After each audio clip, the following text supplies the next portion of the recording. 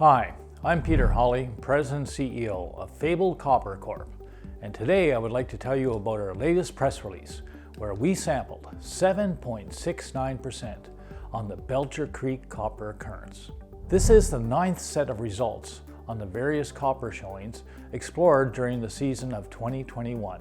And this field work was done on our Muskwa Copper Project, which is comprised of the Neil Property and the Toro Property in Northwestern British Columbia.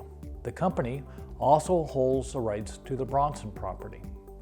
We started the new year by reporting our findings on the Lady Luck occurrence in the south end of the Neil Property, followed by the Mac, the 8A, the Harris, the 2A and 2B, the Creek, Keys South, and now the Belcher Creek copper occurrence. The Belcher Creek copper occurrence consists of a 0.10 meter wide, slightly mineralized vein and float material were observed. A total of 8 samples were taken by the team, 2 grabs and 6 floats. And these were taken over a range and vertical altitude of 114 meters.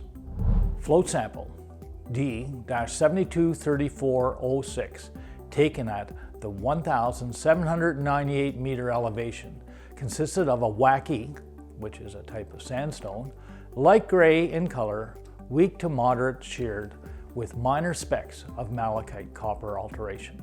Quartz and chlorite stringers were common with less than 1% chalcopyrite as fracture filling. This sample assayed 0.16% copper.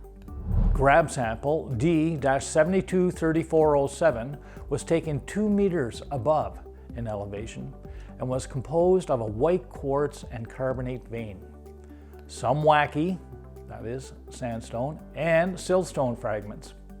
Trace of chalcopyrite, and this sample returned 0.06% copper.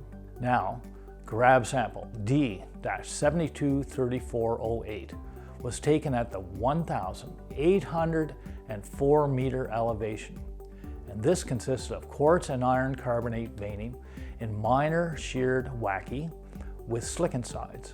Slicken sides are fault movement striations on rocks, and this had a trace of sulfides and, as expected, returned 0.01% copper. Float sample D-723409 at the 1,761 meter elevation. That's 43 meters vertically lower in elevation than that previously reported, consisted of quartz carbonate, vuggy with minor dissolution cavities, in parts with a platy texture, abundant malachite copper alteration, a trace of goethite, that is a low temperature iron found in sediments, and 3 to 5% chalcopyrite as massive patches, blebs, and disseminated. This sample returned 7.69% copper, but also contained 49.8 grams per ton silver. This is quite unusual to have silver for this area.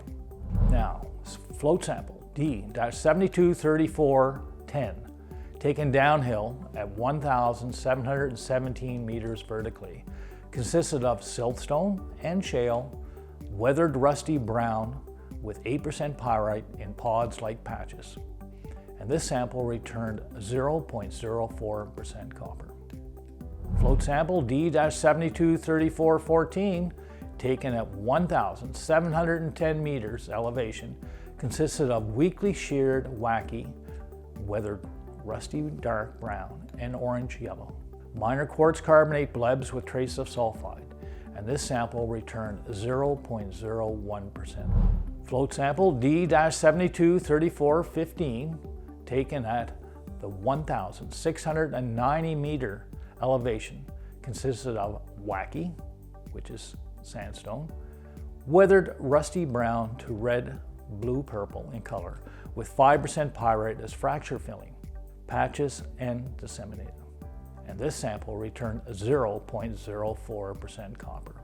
And float sample D-723416 of quartzite was taken at the 1,740 meter elevation and was fresh pink to red with flecks of light green, moderate hematite alteration, and 1 microseam of dark chlorite, moderate malachite copper alteration, and no apparent sulfides. And as expected, this sample returned 0.16% copper. As you know, when I reported this, I started at the high elevations and then the last samples at the lower elevation. This is because it's easier for the guys to be dropped off by helicopter at the top of the mountain and work their way down than the other way around trying to fight the steepness of the copper.